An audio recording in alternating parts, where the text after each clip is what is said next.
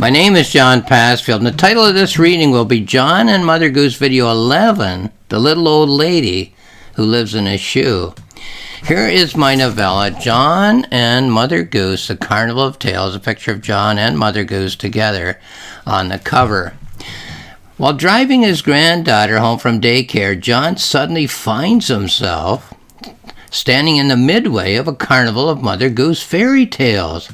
He is greeted by Jack, of Jack and Jill fame, who tells John that Mother Goose is expecting him, as she has a role for him to play. But what does Mother Goose want? Why does she think that John is a writer of detective stories? And why, when she meets John, does she greet him almost as a long-lost son? And for that matter, why do so many of the fairy tale characters have different stories that they want John to write for them, instead of the ones in which they have lived for hundreds of years? John is not a mythical creature. He's only human after all. But can he save the Mother Goose Carnival? Can he solve the mystery of the vanishing fairy tales? Now, so why has John been brought to the Mother Goose Carnival of Tales? Well, according to Mother Goose, it's because John's the writer of detective novels, who she assumes will be able to figure out where the fairy tale characters have been disappearing to when day after day another one of the carnival stages turns up bare. But it seems that the characters have other plans for John. In this chapter, chapter 4, the little old lady who lives in a shoe tells John of the story in which she would like to perform instead of acting in her time-honored fairy tale. There was an old lady who lived in a shoe. She had so many children, she didn't know what to do. So let's start with the performance. The little old lady acts her part on stage. Let me find the page number here, 21. And then we'll go on to the story she'd rather act in. So here we are. Jack and I stroll along the midway. The faded sign says there was an old lady who lived in a shoe. Two stagehands come out on stage and pull the curtains back as wide as they can go. A large shoe begins to emerge from backstage. The shoe catches on the curtains, and the stagehands tug at the curtains as the shoe is being pushed from behind. Suddenly, 10 or a dozen raggedy-dressed children pour through a door in the toe of the shoe. Some skip rope, some play hopscotch, and others kneel down and play at marbles. Though the small crowd is quiet, the children on the stage make a lot of noise. Okay, then we have to skip a few pages here to pick up on the performance. A little old lady emerges from the door in the toe of the shoe. She calls out to the children for quiet, but they ignore her and continue playing their noisy games. The little old lady throws up her hands in the air in exasperation. I watch as the little old lady tries in vain to catch the attention of her many children. The performance comes to an end, and the little old lady and the children all link hands and bow to a smattering of enthusiastic applause. The stagehands come out to remove the shoe as Jack and I stroll on. So it's Jack this time who introduces John to the little old lady. And here's the little old lady's story as they sit in the character tent after the performance. Oh, yes, I want children, John. Lots and lots of children, and the story I want you to write. But not my own this time. I want to mother every child in the whole wide world. I'm talking with a little old lady who lives in a shoe. Her eyes are as lively as they must have been when she was a girl. She is telling me of the person she longs to be. Here is what I want you to write, John.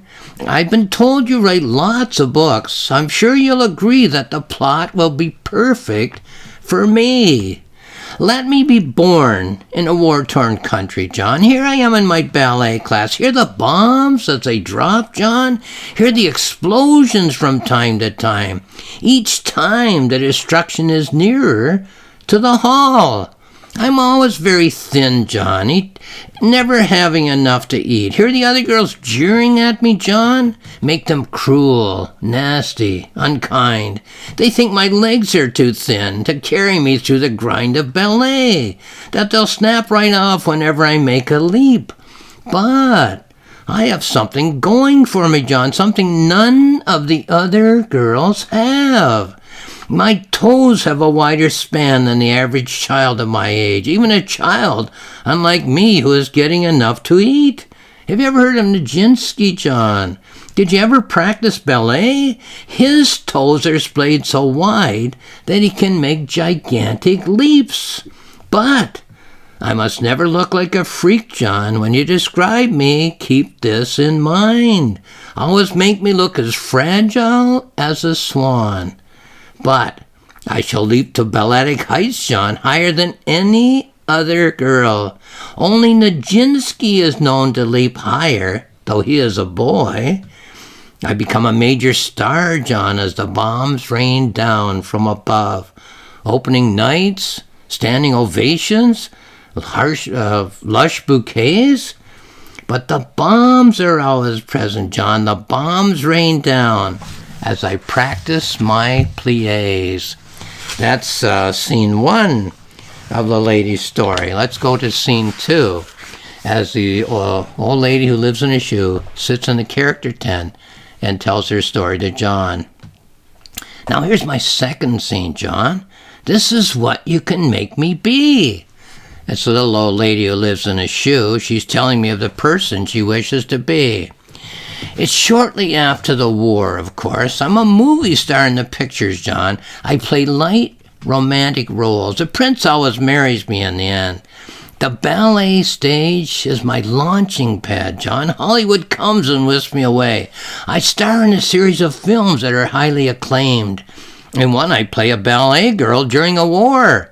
I sign autographs. I have fan clubs. My face is on marquees all over the world. All the material comforts are left overnight at my door.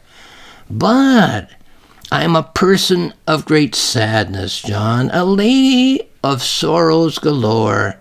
If you notice, John, I can't hide it. It's written all over my face. Even the way I kiss the prince seems to give it away. It's guilt, John, guilt, though I have personally done no wrong.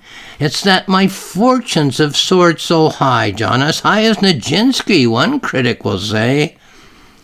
While those other girls, you recall them, John, the ones who sneered as I practiced ballet, are wallowing in poverty and pain. The thought of them, of their suffering, makes me yearn to set things right. Oh, yes, I live in a mansion, John. After all, I'm a movie star. I'd have nowhere else to live if I didn't live there. Acres of blooming orchids, John. Vivid flamingos arrayed in the yard. See the splendid staircase reaching to the stars? But my thoughts, John. See my eyes as I sip the bitter champagne? As my maid arranges the orchids by the pool? Go back, you see, far back, to my childhood, war-torn days. Bombs rained down on me in my mansion, John, on the mansion lawn of my mind. You can write about the explosions that I still hear. The maid removes my slippers, John. My toes resume their splay. I can never forget the girl that I used to be. Okay, that is scene 2 of the little old lady's story. Excuse me, I'll just clear my throat here. And she goes on with scene 3, telling John of the story she'd rather act in than the one she does act in, has acted in for hundreds, maybe thousands of years. The old lady who lives in a shoe continues her story. It's a story that she would like me to place her in.